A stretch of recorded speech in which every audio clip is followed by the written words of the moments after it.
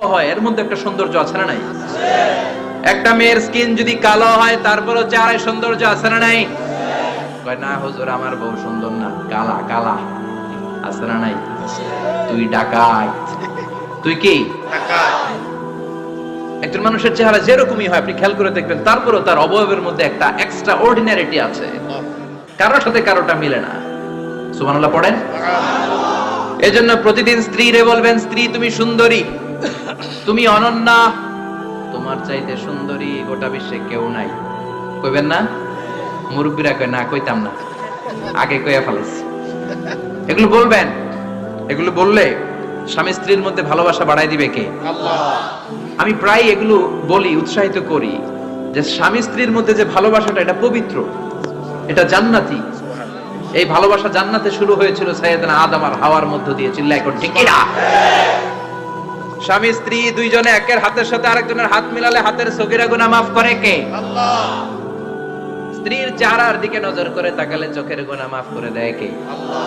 স্ত্রীর জন্য প্রতি মাসে যে খরচ দেন, এই টাকাগুলো সদকা দেওয়ার সওয়াব আছে না নাই? আছে। স্ত্রীকে যে দামি দামি ভ্যানিটি ব্যাগ কিনে দেন, এটা তো সওয়াব আছে না নাই? আছে। কক্সবাজারে ঘুরতে নিয়ে গেলে সওয়াব আছে না নাই? আছে। ফুল কিনে দিলে সওয়াব আছে না নাই? আছে। ভালোবাসার গান শোনাইলে সওয়াব আছে না নাই? তোমারে লেগেছে কত যে ভালো, চাঁদ বুঝি তা জানে, রাতেরও আধারে দোসর হয়ে তাই সে আমারে টানে, চাঁদ বুঝি তা জানে। ঠিক কি না? আজকে পারবেন না শোনাইতে রাত্রেবেলা? পারবেন? পারবেন? পোলাপাইন কয় পারবো। তো কত বেটা বিয়েই হয় নাই, বিয়ার পরে শোনাইস। তো এই ভালোবাসার গানগুলো শোনালে নিজেদের মধ্যে একটা ইন্টিমেসি তৈরি হয়। বিশ্বনবী এরকম স্ত্রীর সাথে খুনসুটি করতেন, ভালোবাসা করতেন। এটা হালাল, কিন্তু এটা জায়গা মতো না করে ভাবির লগে করলে মায়ের আছে না নাই? আছে। ভালোবাসার গান জায়গা মতো শোনাতে হবে।